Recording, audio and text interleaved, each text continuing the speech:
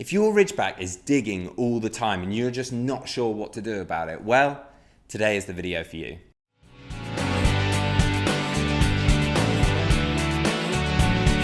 Welcome back to the Fenrir Ridgeback Show. My name's Joe and I'm a certified canine leader here at FenrirCanineLeaders.com. We are dedicated to helping you learn everything you could possibly want to know about the beautiful Ridgeback and then how to become a high-level canine leader so you can raise your very own. So if you're new here, don't forget to subscribe and turn on that notification bell so you never miss a future upload. Now, if your Ridgeback won't stop digging, whether it's out on a walk or in your garden or in your house, wherever it is, it's an issue that you don't want to find yourself in because you're just going to be filling in holes the whole time, and that's not a fun way to live. So today we're going to be tuning into a webinar that the canine behaviorist and founder of FenrirCanineLeaders.com, Will, has recorded all about dogs that won't stop digging and then how to deal with that. So over to you, Will. Hey guys, welcome to another really quick fire webinar breakdown of a very common problem behavior that whether you're working as a canine professional with clients or you yourself are trying to become a high level leader for your companion dog at home, and that is around digging. And we're going to break down the implementation of the strategies and the behavior modification plans that I utilize to be able to correct digging behaviors and be able to have people have dogs that aren't destroying their gardens every single day. So let's dive into the webinar, and we're going to get some really good information that I promise you're going to be able to use at home with your dogs or your clients. Now, as is always the case with any problem behaviors that we may have with our dogs, we need to not only just to put a plaster on the problem, but we need to get to the root cause of the issue.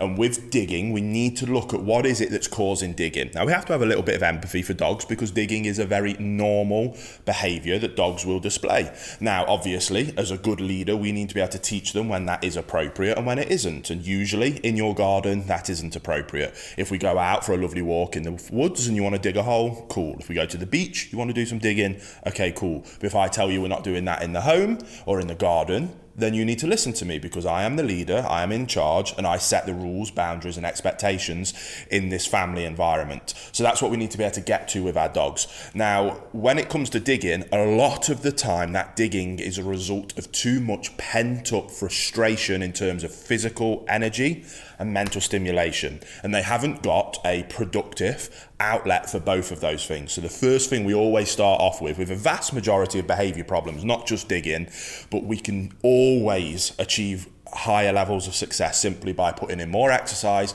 more mental stimulation. Exercise is obvious. We can go out and play frisbee, we can go out and play fetch, we can go for a walk, we can do some running, we can teach a dog to run alongside a bike. The options are truly endless. When it comes to exercising our dogs physically, mental stimulation can require a little bit more creativity, but there's tons of different puzzles out there. You can get frozen Kongs, any kind of obedience work, agility, getting your dog into doing just any kind of work with you is fantastic, especially for working breeds. So we're going to add in more mental stimulation, more physical exercise, and you will be shocked at the amount of times that alone will address the problem of digging, because the root cause, rather than sticking a plaster on it, the root cause was simply that they're bored and frustrated. So let's start there. If that doesn't work, you've done that and you're still seeing these problems, then we get to move on to the more behavior modification, the fancy stuff that people like to hear when it comes to kind of these intervention strategies. So then when it comes to digging is a funny one in the canine behavior world. It's not something that can be addressed as easy as, say, reactivity or excessive barking, because first of all, there's a few different things that come up with problems. Supervision, being able to ensure that we're watching the dog. To be able to correct the behavior, we need to be able to implement fantastic timing. So the strategies we use are going to be a little bit different when it comes to digging.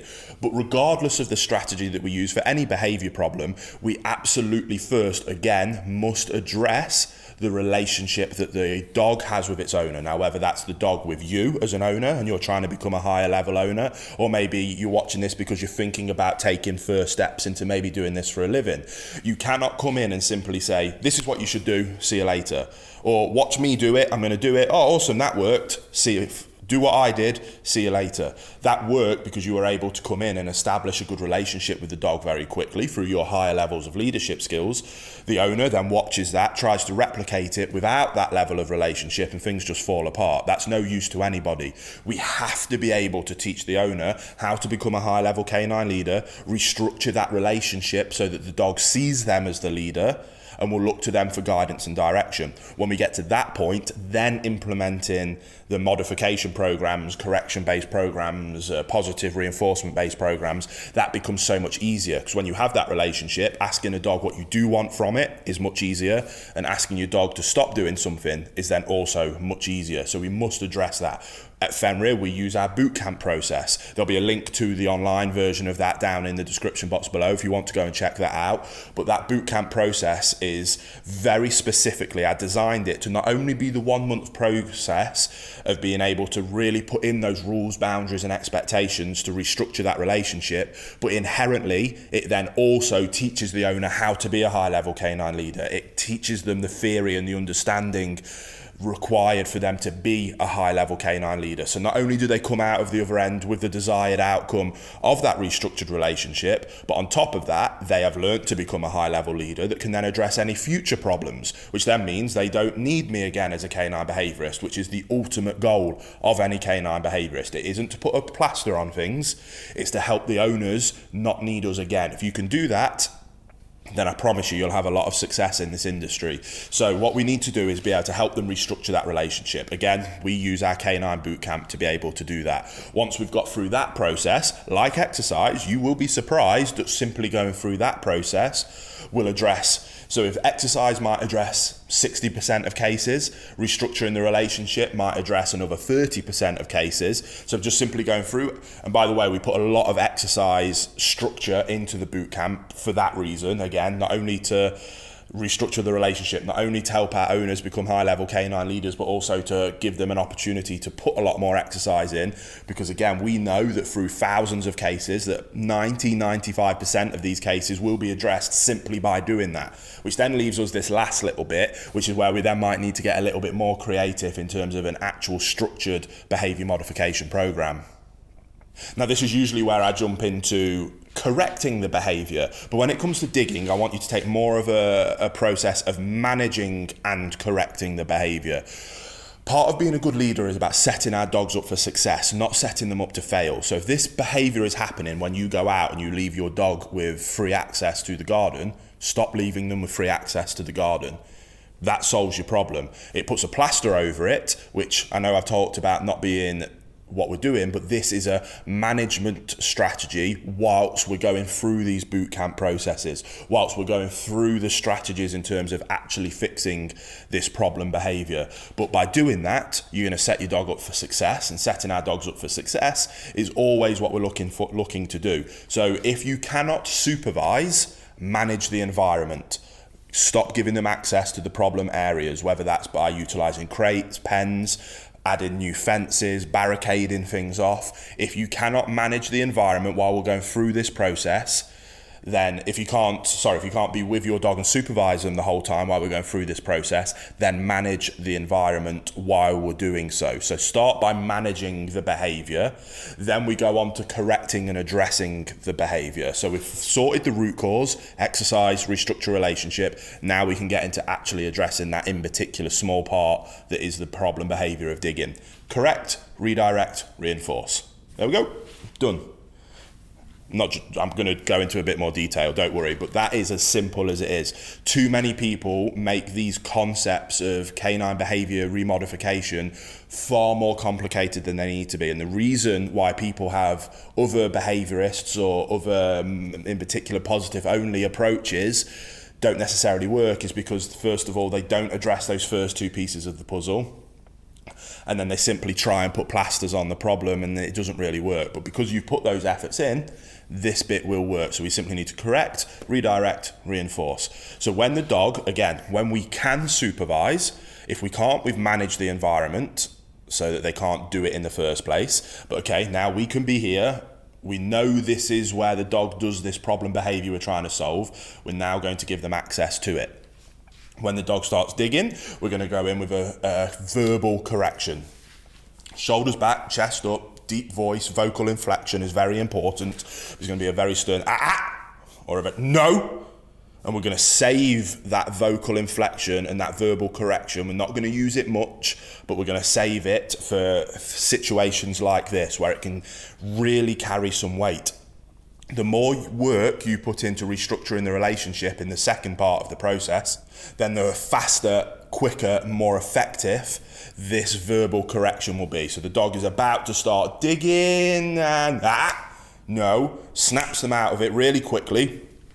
So we get their attention back to us, then we redirect them to the behaviour that we do want, which can be absolutely anything that you deem to be positive, whether that's to come and do some obedience work with you, whether that's to go into a sit and stay, whether that's you then throw a ball for them. We correct the negative behaviour, we redirect them to a desirable one, and then when they're displaying those desirable behaviours, we reinforce. So again, correct, redirect, reinforce. It really isn't that rocket science when it comes to digging in particular. It's not an aggressive behaviour, it's just an annoying one. So going through this process in a very positive based way, yes, we're utilising corrections, but we're going to stick with verbal corrections, and we're going to make sure that we do everything we can do in our power to set our dogs up for success. You go through that process and digging becomes a very easy problem to get on top of. It really does. The problem is people want you to come in and in a 30-minute consultation with no effort on the owner's part be able to address the situation, and that simply won't work. It doesn't work, and anybody saying that something like that does work is wrong. And they're probably trying to sell you something that doesn't work. Yes, we suggest you going through our bootcamp process, but that's simply a structure that we've put in place to help you achieve the hard part of the restructuring the relationship as easily and efficiently as possible with high levels of success.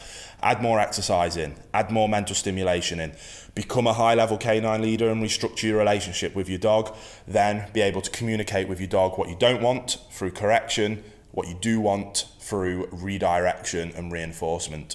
The principle is simple. The implementation requires effort and discipline on your side if you're an owner or helping your client see that and for them to be willing to put the effort in. If they are, you will have a fantastic dog. If they're not, that you won't. Unfortunately, it really is as simple as that. And that's what we're trying to help people understand. First and foremost, before they get a dog, are you willing to do this? If not, you shouldn't get a dog. Unfortunately, for those people that do, we then need to find a way of being able to convince them to be able to change their lifestyle and mentality, to be able to put the effort in that is required to ensure that we're keeping these dogs out of shelters and not being put down. So go through that process, and I promise you'll have a lot of success with digging. It's not rocket science, it's just a little bit of discipline and hard work. There you have it, guys. Some really useful tips and tricks that you can start putting into practice straight away with your Ridgeback to stop them from digging all the time. I really hope you enjoyed today's video. If so, get involved in the comments down below, as we would love to hear from you. Don't forget to subscribe and turn on that notification bell, as we have 2 dedicated videos coming here every single week. So I can't wait to see you in the next episode of the Fenrir Ridgeback Show.